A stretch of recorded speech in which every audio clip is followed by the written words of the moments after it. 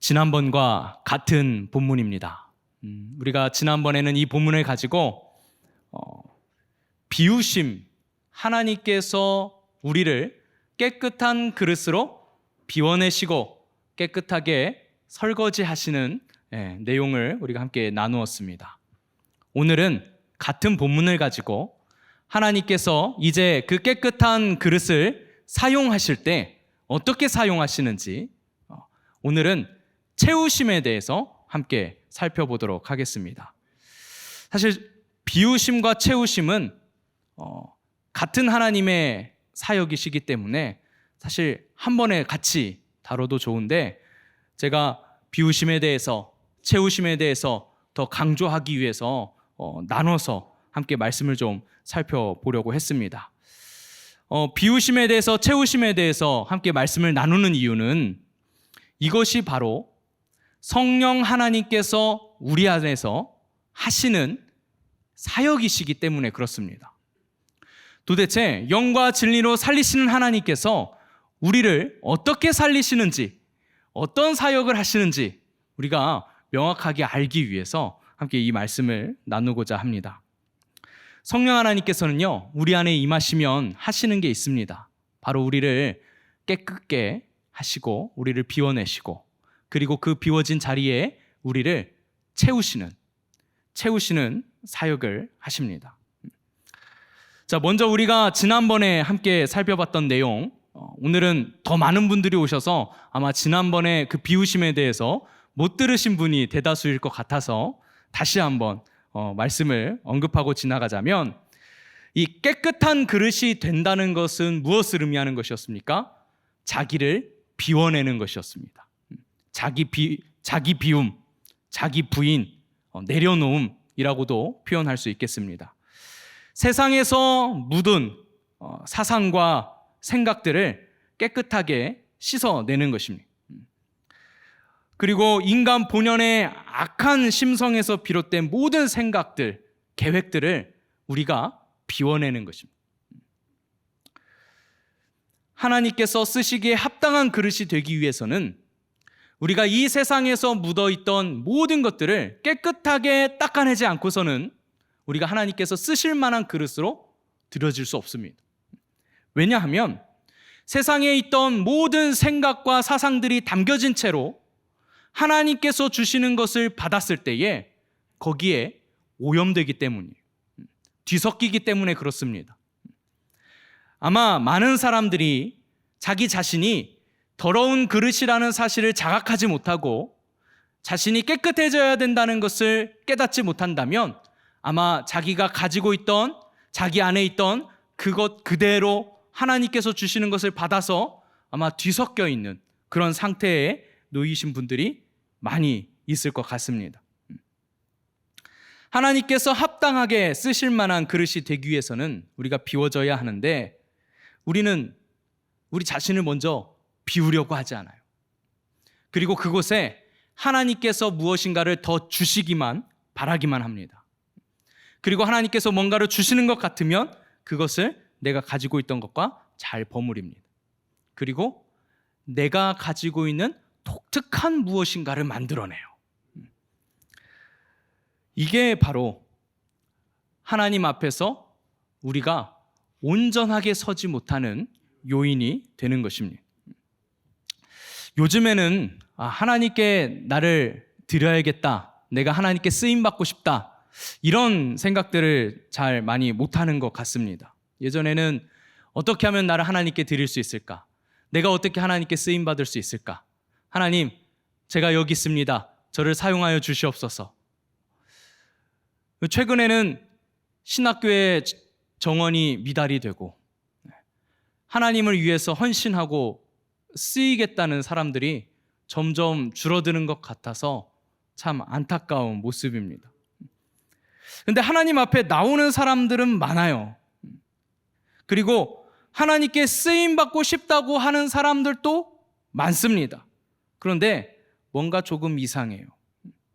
뭐냐면 하나님이 나를 어떻게 사용해 주셨으면 하는 어떤 바라는 바가 있어요. 하나님이 나를 하나님의 뜻대로 사용하시는 게 아니라, 하나님, 저는 이렇게 사용해 주세요. 저는 이렇게 써주세요. 저는 이렇게 하나님께 쓰임받고 싶어요. 하나님, 저는 이 일을 하고 싶어요.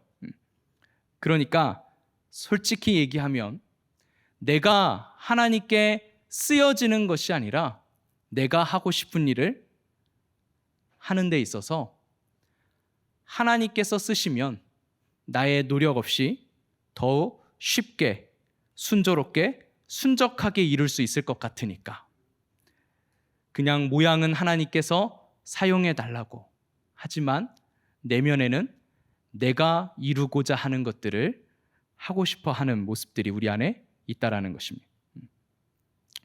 그래서 하나님 앞에 나와 기도합니다. 하나님, 저 이것으로 하나님께 쓰임받고 싶습니다. 하나님, 저를 이렇게 사용해 주세요.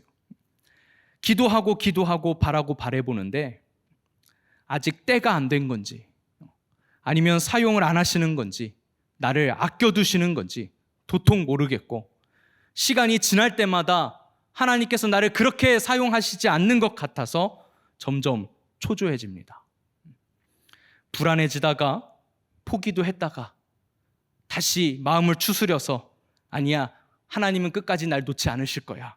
자기 위안도 해봤다가 마음을 잡았다가 낙심했다가 계속 복잡하고 불안하고 헷갈리고 혼란스러워요. 여러분 인생이 그렇지 않습니까? 여러분 앞길이 뭔가 불투명하고 뭔가 내 마음속은 계속해서 소란스럽습니다.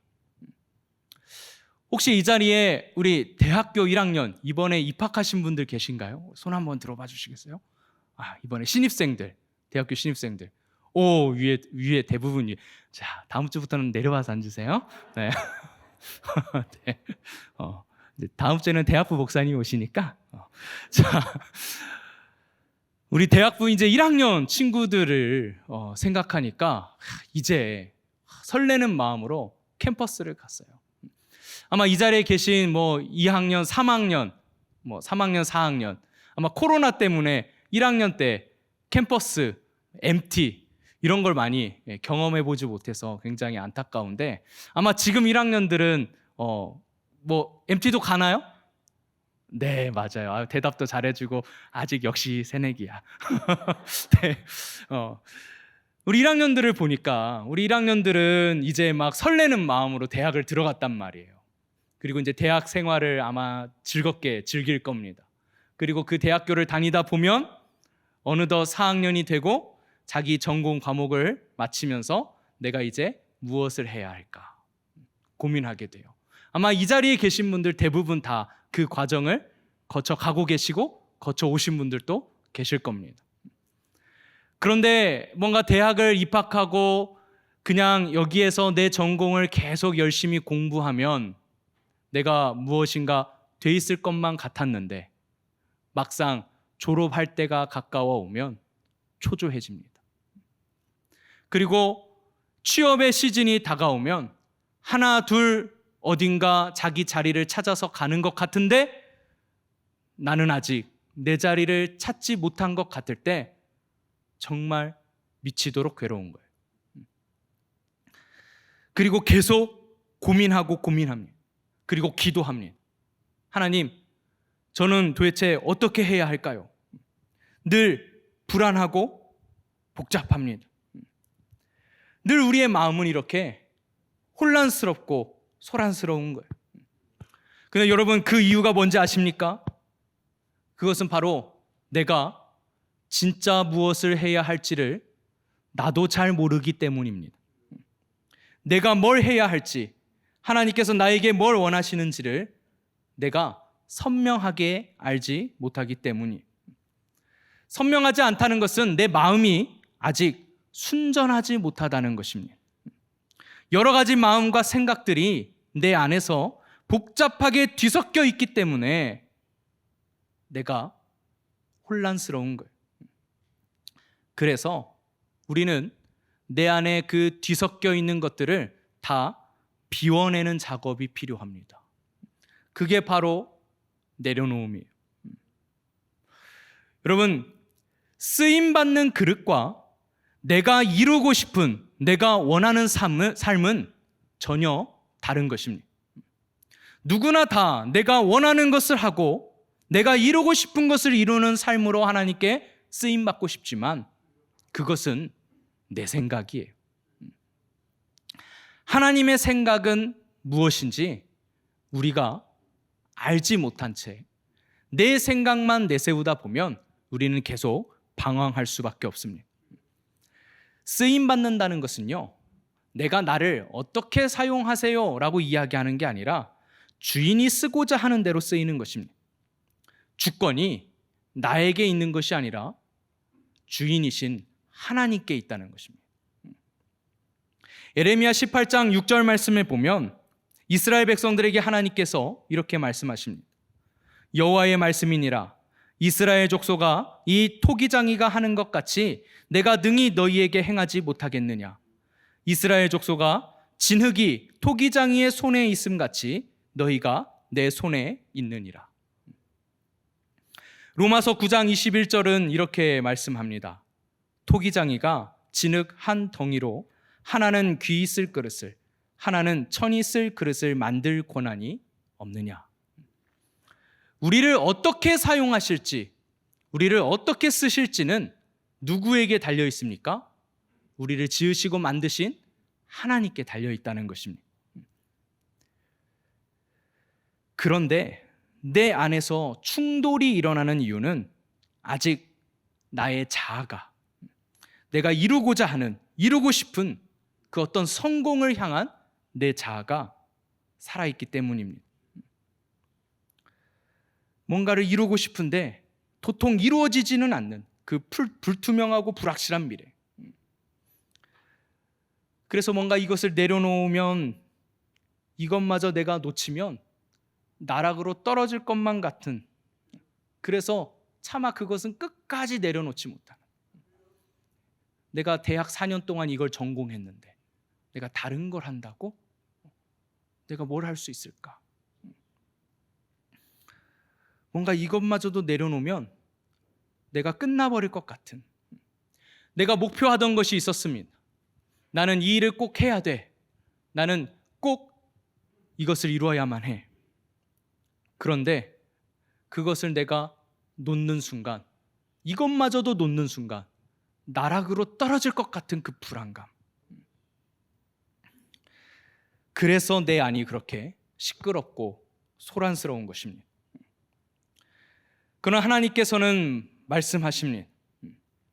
복 있는 사람은 악인들의 꾀를 쫓지 아니하고 죄인들의 길에 서지 아니하며 오만한 자들의 자리에 앉지 아니하고 오직 여호와의 율법을 즐거워하여 그의 율법을 주야로 묵상하는도다.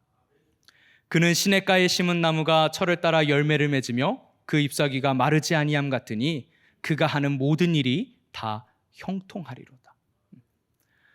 여러분, 우리를 형통하게 인도하실 하나님을 믿으시고 신뢰하셔야 합니다.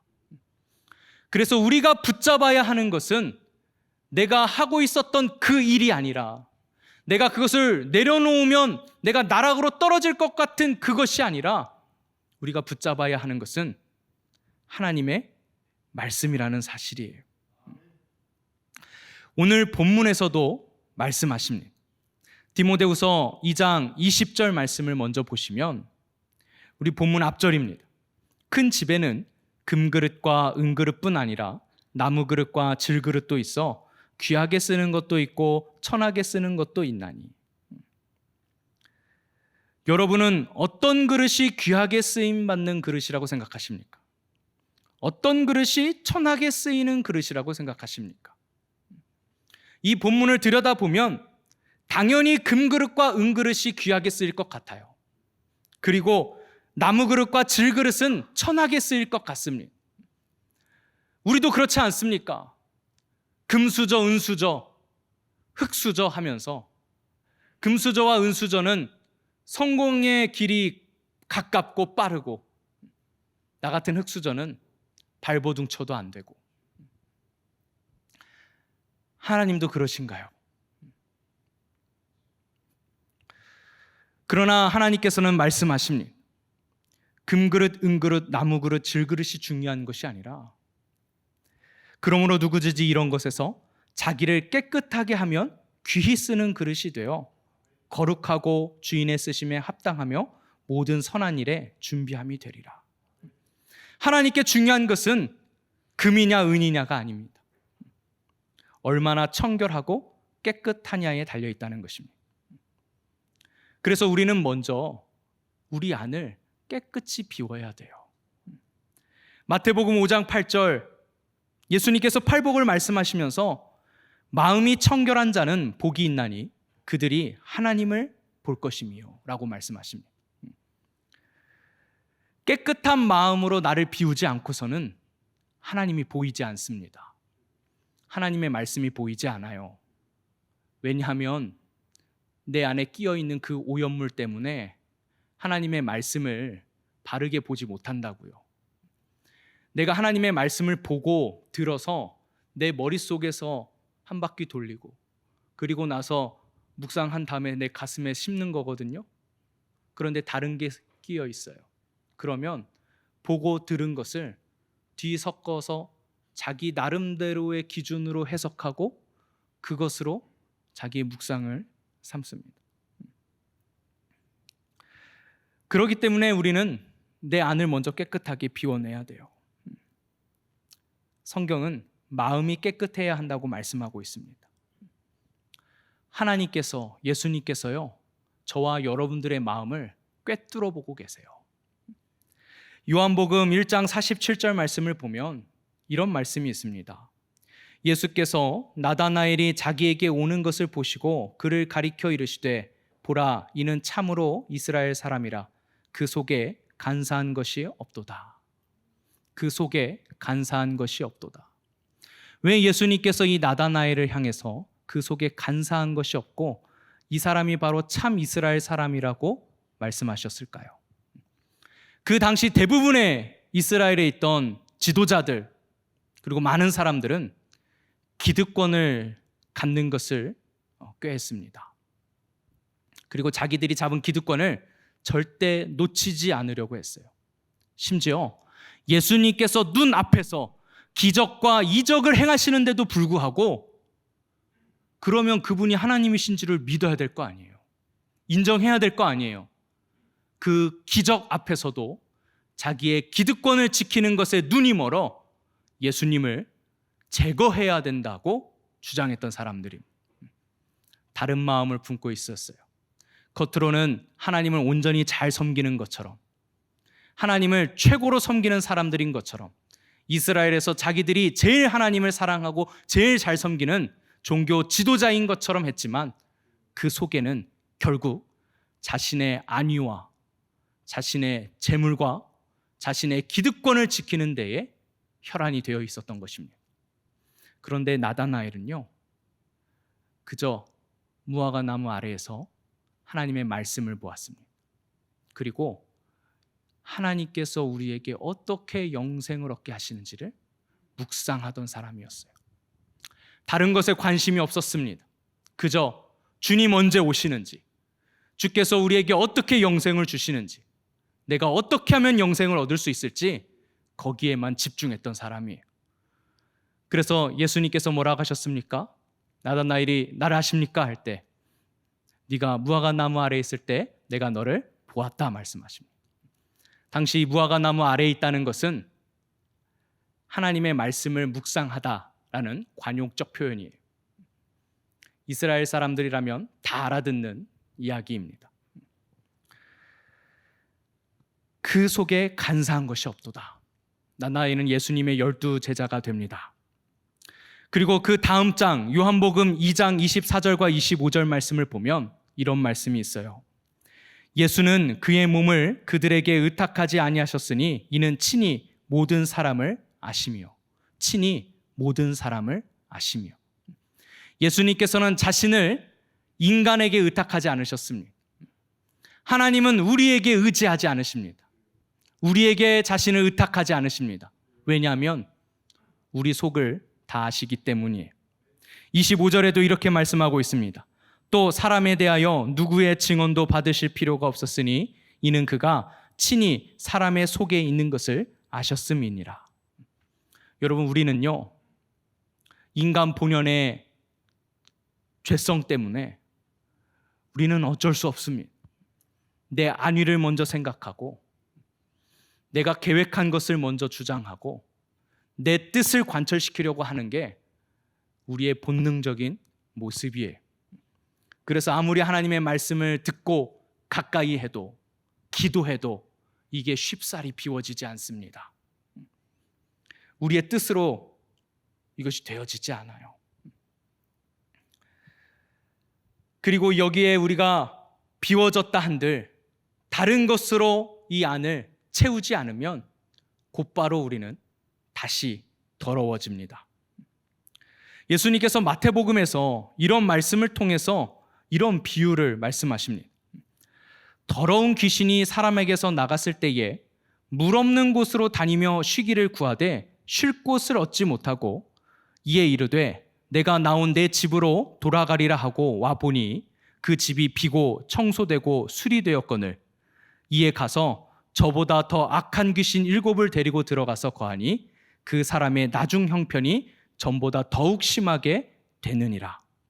이 악한 세대가 또한 이렇게 되리라. 귀신이 있었는데 그 귀신이 그 사람에게서 나가서 물 없는 곳을 찾아다녔대요. 물 없는 곳. 왜 귀신은 물 없는 곳을 찾아다녔을까요? 그 당시 물이라는 것은 이 정결의식에 사용되는 물을 의미하는 것입니다. 유대인들은 밖에 나갔다 오면 손, 발을 씻었습니다. 그것은 단순히 먼지 때문에 더러워진 손발을 씻는 게 아니에요. 집 밖에서 어떤 부정한 것이 묻었을 수도 있으니 그것을 깨끗이 씻어내는 것입니다. 하나님께서 정해주신 신명기에 나와 있는 정결례 규범입니다. 그래서 귀신도 이 부정함을 씻어내는 그 물을 피해서 돌아다니다가 자기도 쉴 곳을 찾지 못하고 다시 원래 들어있었던 집으로 돌아왔다는 거예요.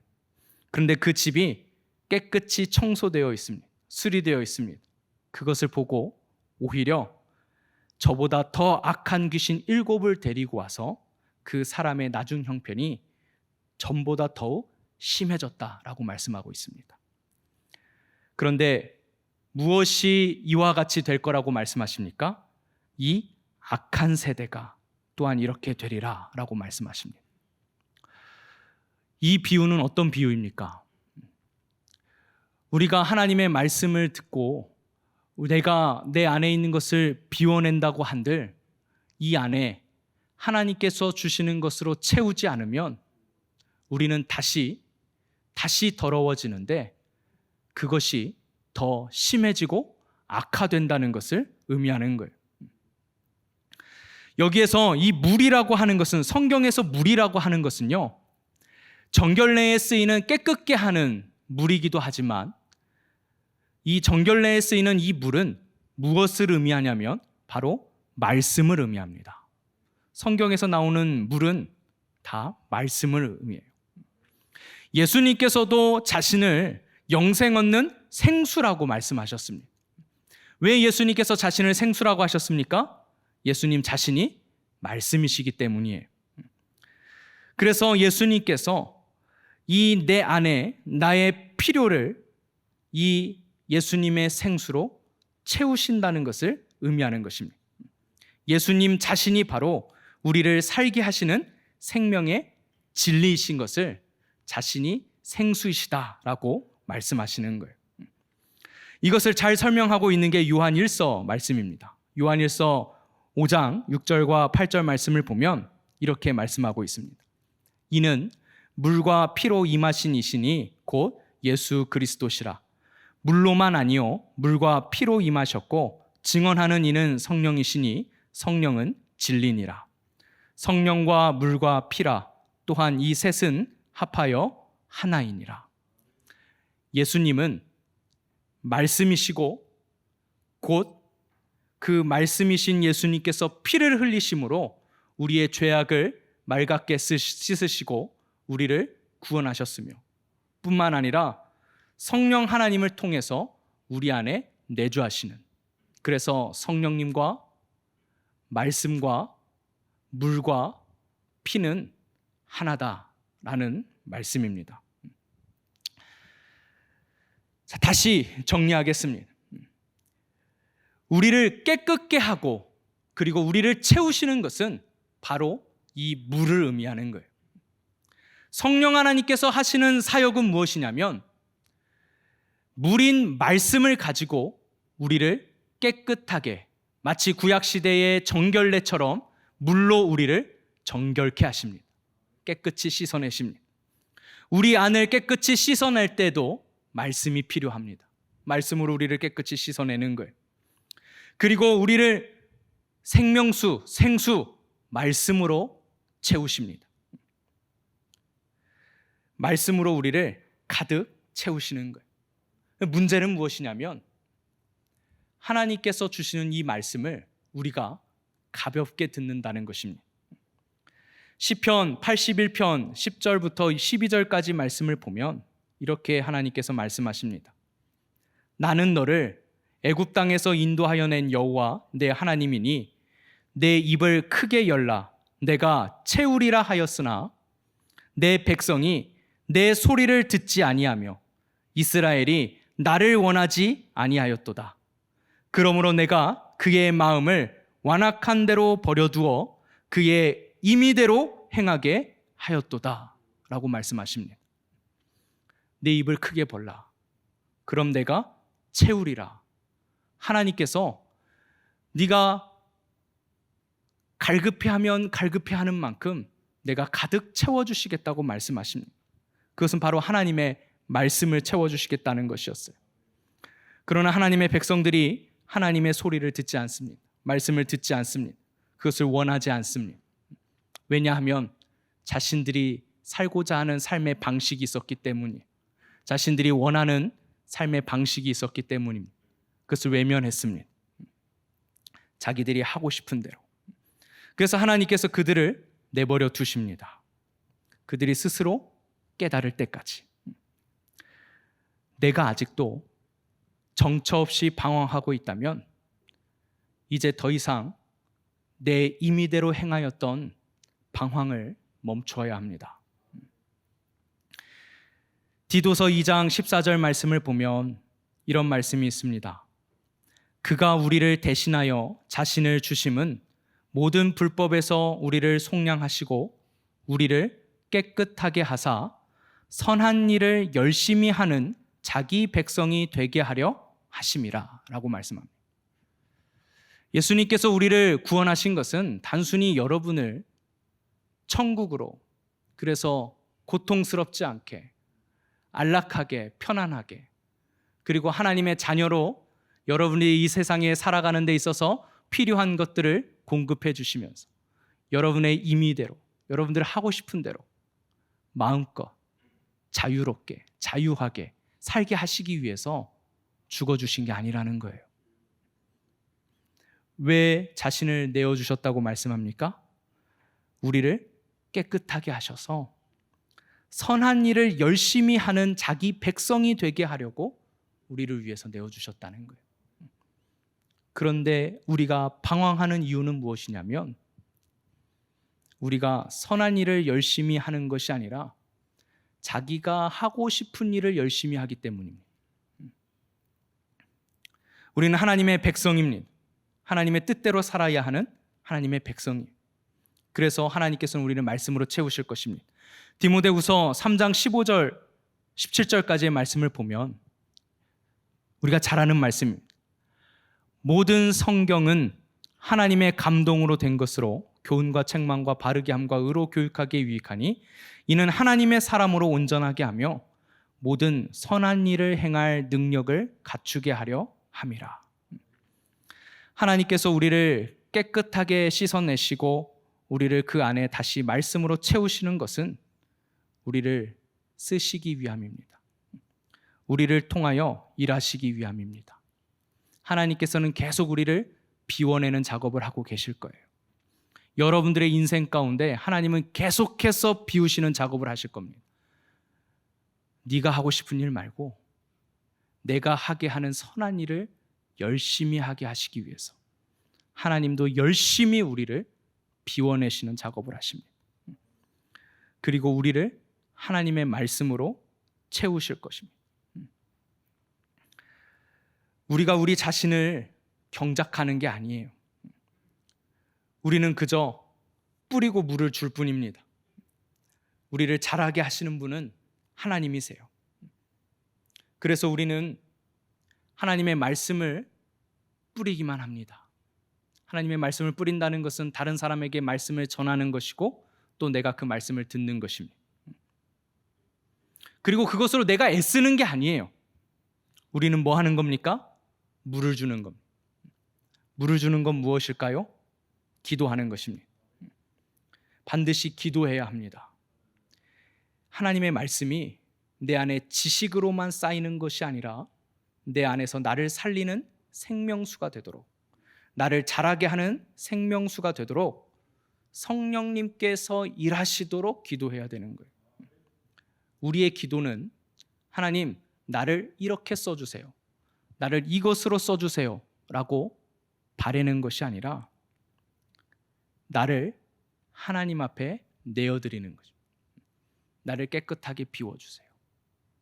그리고 나에게 말씀하세요. 채워주세요. 요한일서 2장 20절은 이렇게 말씀합니다. 너희는 거룩하신 자에게서 기름 부음을 받고 모든 것을 아느니라. 기름 부음은 성령님의 임재를 상징합니다.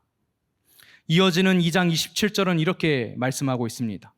너희는 주께 받은 바 기름 부음이 너희 안에 거하나니 아무도 너희를 가르칠 필요가 없고 오직 그의 기름 부음이 모든 것을 너희에게 가르치며 또 참되고 거짓이 없으니 너희를 가르치신 그대로 주 안에 거하라. 기름 부음, 성령님의 임재를 상징하는 것입니다.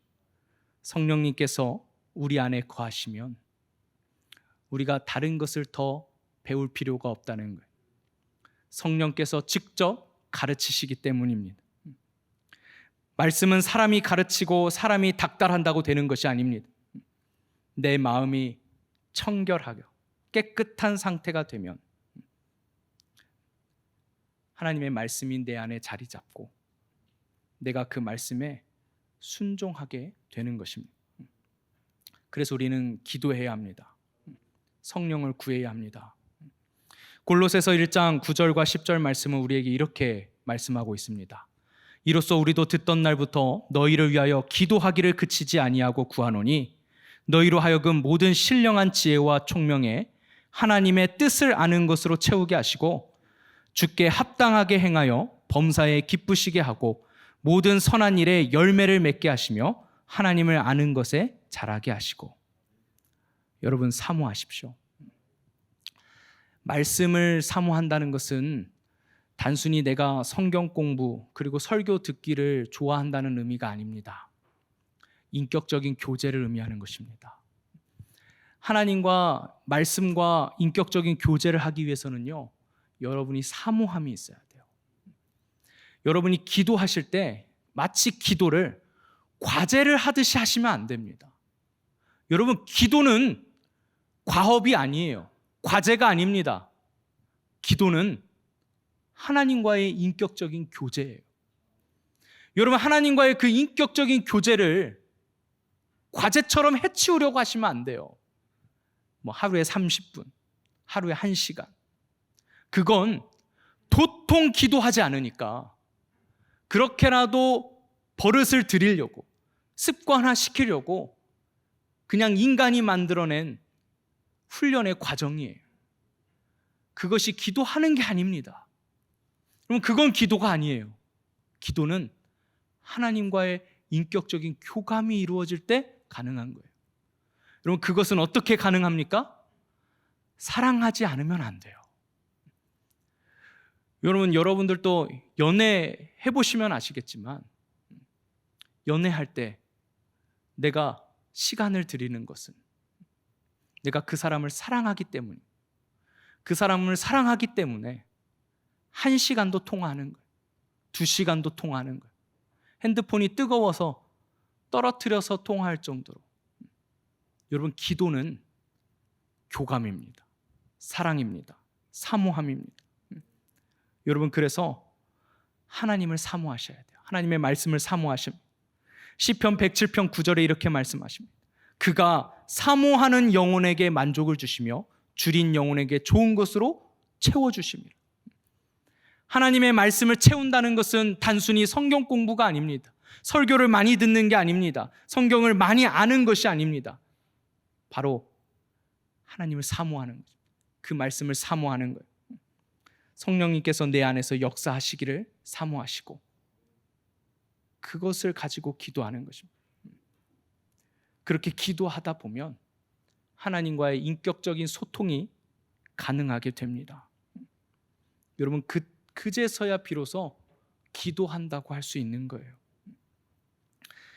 기도의 시작도 말씀이어야 하지만 기도의 응답도 말씀이어야 합니다.